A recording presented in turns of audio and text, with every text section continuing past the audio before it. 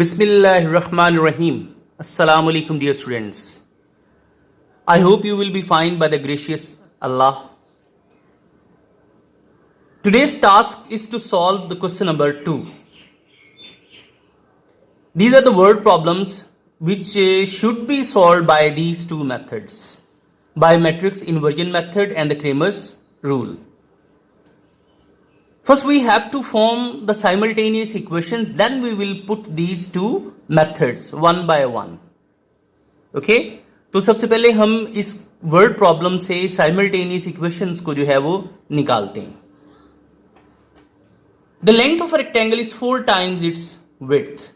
यानी एक रेक्टेंगल है जिसकी लेंथ विड्थ से 4 गुना ज्यादा है. लेट्स सपोज ये हमारे पास एक रेक्टेंगल है, इसकी हम विड्थ जो है वो लेट कर लेते हैं x और लेंथ उसकी लेट कर लेते हैं y. तो पहली कंडीशन उसने में क्या दी हुई है,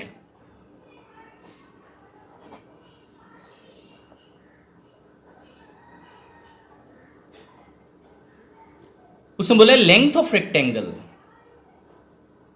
Length of rectangle is equal to 4 times its width. 4 times of width. It means length की जगह आपने क्या लेट किया हुआ है y और width की जगह पे क्या आ जाएगा x. So y is equal to 4x. Okay? तो यानी 4 जो है वो गुना चौड़ाई बने तो 1 क्या बनती है लंबाई. इसमें ये y इधर आके क्या हो जाएगा माइनस, इधर 0 बच जाएगा. 4x minus y equals to 0. ये बन गई पहली इक्वेशन. अब सेकंड पढ़ते हैं. The perimeter of rectangle is 150 centimetre. यानी जो उसने में पेरीमीटर दिया हुआ है 150 सेंटीमीटर दिया हुआ है. Find the dimensions of the rectangles. ये जो डायमेंशंस हैं यानी इसकी लेंथ कितनी है विड्थ कितनी है ये आपने क्या करनी है फाइंड. यानी लेंथ इक्वल्स टू हमने y किया, ये क्वेश्चन मार्क आ जाएगा. विड्थ इक्वल्स टू x किया हुआ है तो ये हैं डायमेंशन, जिसकी मतलब इसकी लंबाई चौड़ाई कितनी कितनी है. अच्छा बेटा, ये जो आपके पास सिस्टम है ये रेक्टेंगल है. रेक्टेंगल का जो पेरीमीटर है उसका जो फॉर्मूला हम यूज कर लेंगे इधर. Perimeter of rectangle equals to 2 into length plus width. Perimeter की जगह पे 150 सेंटीमीटर लग जाएगा इक्वल्स टू 2. लेंथ की जगह हम क्या इस्तेमाल करेंगे उसकी वैल्यू y और विड्थ की जगह हम क्या इस्तेमाल करेंगे उसकी वैल्यू x. ये वाला 4 टाइम्स वाला हम सिस्टम इस्तेमाल नहीं करेंगे. जो हमने यहां पे लेट किया है वो यहां पुट करेंगे. तो 150 divided by 2 equals to y plus x. ये 2 इधर मल्टीप्लाई था, इधर आके डिवाइड हो जाएगा. तो 75 equals to x plus y. यानी अगर हम इसको लिखें तो x plus y equals to 75. ये होगी इक्वेशन नंबर 2. अब आप इसे जो है वो मैट्रिक्स फॉर्म में राइट करेंगे. तो हम जैसे ये सवाल हैं पहले वाले, इसके मुताबिक हम इसको पहले राइट कर लेते हैं. इक्वेशन 1 क्या है, 4x minus y is equal to 0.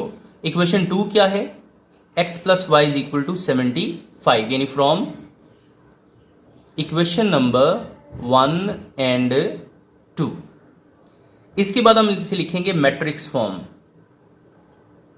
4 1 minus 1 and 1. X Y equals to 0 75. ये हो जाएगा a, ये हो जाएगा x और ये हो जाएगा b. तो अगर आपने मैट्रिक्स इन्वर्जन मेथड यूज करना है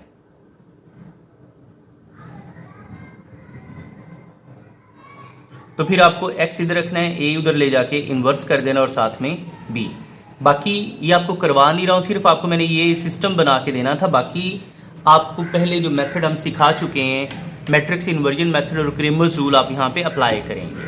ओके, तो मैं ये सारी जो इक्वेशंस जो है ना यहां तक ये आपको बनवा देता हूं। ओके, तो नेक्स्ट आपके पास है जी question number 3।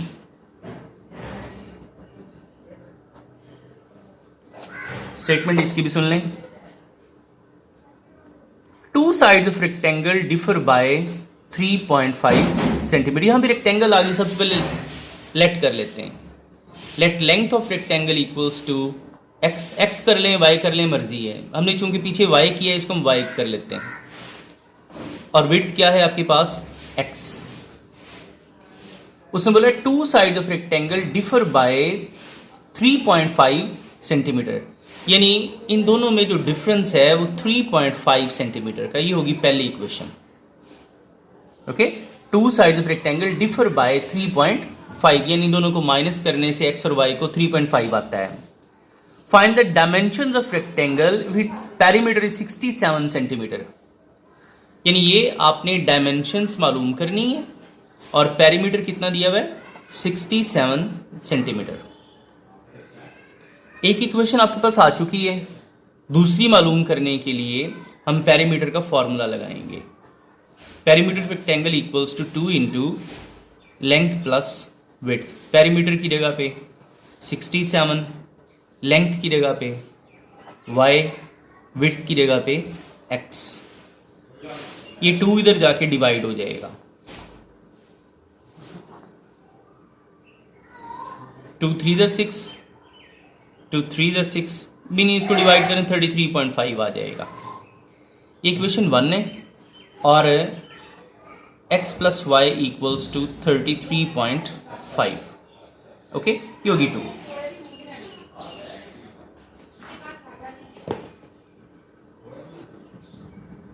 From equation 1 and 2 इन्हें ऊपर नीचे रख लें।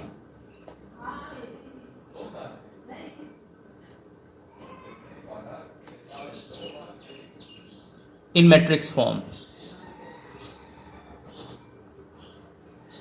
1 1 -1 1 x Y equals to 3.5 and 33.5। आगे ये ए एक्स है और ये कौन सा? बी। आगे आप इस पे जो मेथड्स अडॉप्ट करने हैं वो आपने दोनों करने ही करने हैं। मैट्रिक्स इन्वर्जन मेथड भी लगाना है और क्रेमर्स रूल भी लगाना है। ओके, ये आगे आपने सॉल्व खुद करना है। क्वेश्चन नंबर 4 देखें। The third angle of an isosceles triangle is 16 degree less than the sum of two equal angles। देखिए यहां बात की गई है isosceles triangle की। A triangle whose any of the two sides are of same measurement and the third one is different is called isosceles triangle। यानी ऐसी triangle जिसकी कोई भी दो साइड्स बिल्कुल सेम हो और तीसरी मुख्तलिफ हो, उसे हम क्या बोलते हैं? Isosceles triangle. ठीक है, तो हम यहाँ पे ये मैंने एक ट्राइंगल बनाई है जिसमें ये साइड और ये साइड आपस में इक्वल है। अब अगर ये साइड्स इक्वल है ना, तो इनकी ऑपोजिट एंगल्स भी इक्वल होते हैं, यानी ये वाला एंगल और ये वाला एंगल भी आपस में इक्वल होंगे। ठीक है, हम उसने बोला है the third angle of an isosceles triangle is 16 degree less than the sum of two equal angles. हम पहले लेट कर लेते हैं। Let value of equal angles equals to x each, यानी इधर भी हम एक्स लगा देते हैं और इधर भी हम क्या लगा देते हैं? एक्स। ठीक है, तो ये थर्ड एंगल जो है ये बचा, इसको हम क्या लेट कर लेते हैं? वाई।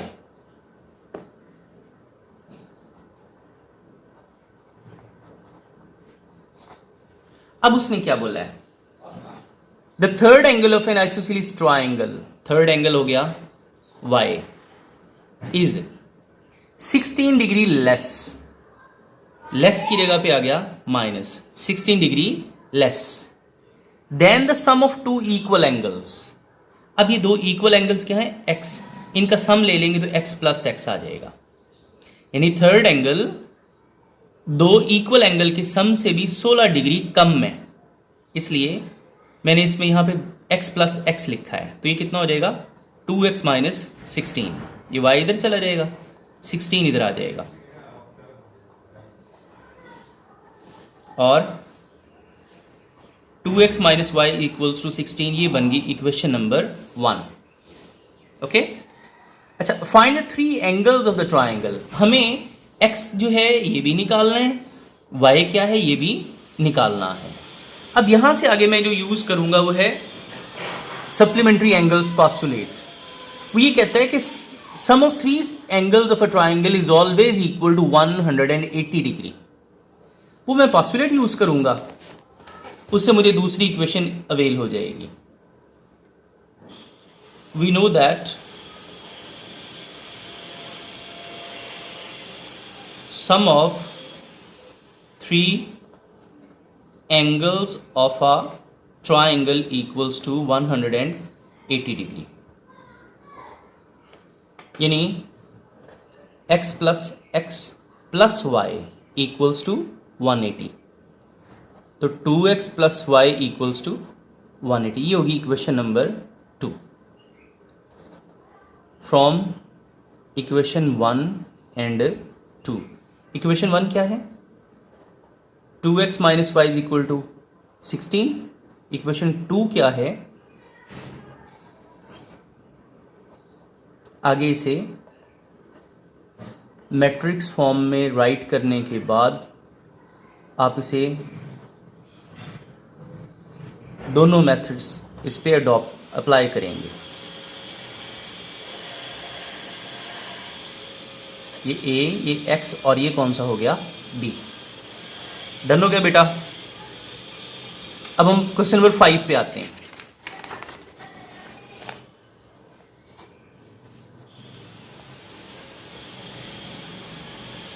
अच्छा, इसकी स्टेटमेंट भी पढ़ते हैं।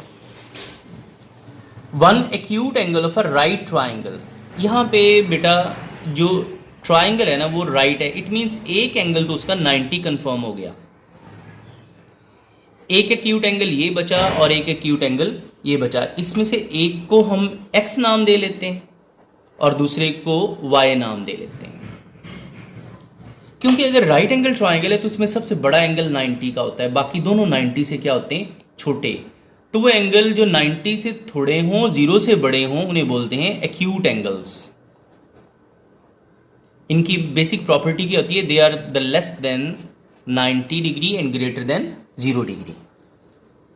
अच्छा, अब हम सबसे पहले लेट करते हैं, let values of acute angles are x and y, और इन्हीं को हमें करना है फाइंड। पहली कंडीशन उसने में दी हुई है, one acute angle of a right triangle, यानी एक एक्यूट एंगल हम x लिख रहे हैं। One acute angle of a right triangle is 12 degree more. 12 degree more, more की जगह यहां क्या लग गया, plus. Then twice of the other, then twice of the other. Twice का मतलब है कि दूसरे का 2 गुना। ओके, यानी दोबारा देख लें, one acute angle of a right triangle is 12 degree more. More की जगह यहां प्लस लग गया, लेस की जगह मैंने माइनस लगाई थी, मोर की जगह plus. Then twice of the other acute angle, दूसरे एक्यूट एंगल का आपने डबल लेना है। ओके, बाकी ये इक्वेशन सेट होगी, x minus 2y equals to 12 ही होगी पहली इक्वेशन। अब जो ट्राइंगल्स के हैं ना, इसमें देखो ना, इनमें तो उन्होंने पेरीमीटर हमें दे दिया था कि दूसरी कंडीशन पेरीमीटर से निकाल लें, लेकिन ये दोनों जो ट्राइंगल्स के जो क्वेश्चंस हैं 4 एंड 5 ये वाले, इनमें दूसरी कोई भी कंडीशन नहीं है। सीधा सीधा उसने कहा है कि one acute angle of a right triangle is 12 degree more than twice of the other acute angle, find the acute angles. आगे जस्ट आपने इन दोनों को फाइंड करना है। तो जो दूसरी कंडीशन यहां पे मैंने आपको सिखाई है वो है पोस्टुलेट, जो लगाना है आपने सप्लीमेंट्री एंगल्स पोस्टुलेट। तो हम यहां भी यूज करेंगे, पिछले सवाल में भी हमने यूज किया है। We know that sum of interior angles of a triangle equals to 180। यहां भी आप इंटीरियर लिख लें, 3 एंगल्स। वैसे वैसे भी अगर हम ट्राइंगल की बात करते हैं तो उन तीनों एंगल इंटीरियर ही माने जाते हैं। तो sum of interior angles of a triangle is equal to 180। इसमें इंटीरियर एंगल कौन कौन से हैं? एक x है, दूसरा y है, तीसरा ये 90 है, इक्वल्स टू 180। तो x plus y equals to 180 minus 90 equals to 90 degree. Okay, तो ये बन गई इक्वेशन नंबर 2। तो फ्रॉम इक्वेशन नंबर 1 एंड 2, 1 है x minus 2y equals to 12 और 2 है x plus y equals to 90। इसे वैसे ही मैट्रिक्स फॉर्म में 1 1 minus 2 1 x and y 12 and 90 a x और ये हो गया b। बेटा ये सुन लें, ये नहीं कि यहाँ पे सवाल ख़त्म हो गया, यहाँ से आगे वो मैट्रिक्स इन्वर्जन मेथड और क्रेमर रूल शुरू हुआ है। ओके, ये तो मैं आपकी हेल्प कर रहा हूँ कि इन वर्ड प्रॉब्लम से साइमल्टेनियस इक्वेशंस जो हैं वो निकाल के आपको दे रहा हूँ। ठीक है, तो ये ना समझना कि सिर्फ इतना है, ये आगे चलता है, आगे दोनों मेथड्स आपने करने हैं। उसके बाद एक्स और वाई की क्या निकालनी है? वैल्यू। लास्ट क्वेश्चन है इसका। Two cars that are 600 kilometers apart are moving towards each other. यानी एक गाड़ी ये वाली है, एक गाड़ी ये वाली है।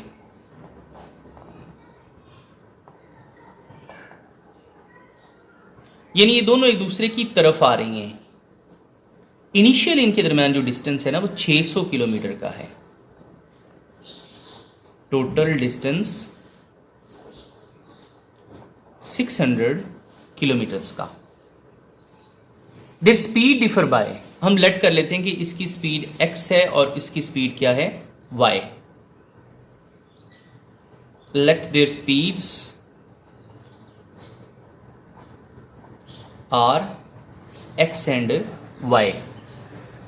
उसने बोला their speeds differ by 6 kilometer per hour, यानी x difference y equals to 6।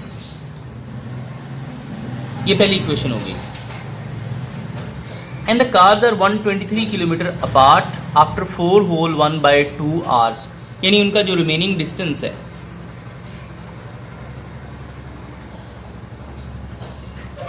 One 123 kilometres.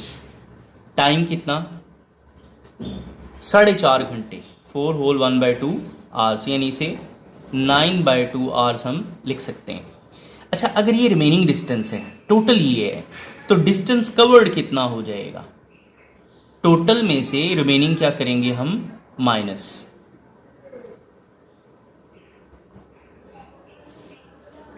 Ten में 3 गया 7, 9 में 2 गया 7, 5 में 1 गया 4। Okay, 477 kilometres. ओके, अब आपके पास एस भी है, इनकी स्पीड्स भी हैं, टाइम भी है, तो 9 से हम स्पीड का फॉर्मूला उठाते हैं। अब दूसरी कंडीशन बनाने के लिए s equals to v t. S की जगह पे क्या आ जाएगा? 477। स्पीड्स में दोनों गाड़ियों की कलेक्टिव स्पीड, क्योंकि जब वो एक दूसरे को क्रॉस करने लगेंगी तो ये उनकी रिलेटिव वेलोसिटी दोनों का सम होगी। टाइम की जगह पे हम क्या इस्तेमाल करेंगे? 9/2। अब 9/2 फ्रैक्शन जब इस तरफ लाई जाएगी तो उल्टी कर दी जाएगी, यानी 2 मल्टीप्लाई हो जाएगा, 9 इधर आके डिवाइड। इसके बाद कटिंग करते हैं इसकी। 9 5 45, 9 3 27, 2 3 6, 1 0 6। ये बन गई equation number 2। From equation 1 and 2, x minus y equals to 6, x plus y equals to 106 in matrix form। 1 1 minus 1 1, x y equals to 6 and 106। आगे आपने दोनों मेथड्स अप्लाई करने हैं। ओके, तो जी बेटा जी ये आज हमने इसके रिवर्ट प्रॉब्लम्स थे ये सारे सॉल्व किए हैं। सारे सॉल्व नहीं किए, हमने इसको इक्वेशंस बनाई हैं यहाँ तक। इसके बाद ये जो मैट्रिक्स इन्वर्जन मेथड है, क्रेमर्स रूल है, इस पे आपने अप्लाई करना है इन सारे पोर्शंस पे यहाँ से आगे। ओके, तो ये आपका होमवर्क है क्योंकि ये मैं यहाँ पे सिखा चुका हूँ। ठीक है, थैंक यू वेरी मच, अल्लाह हाफिज़।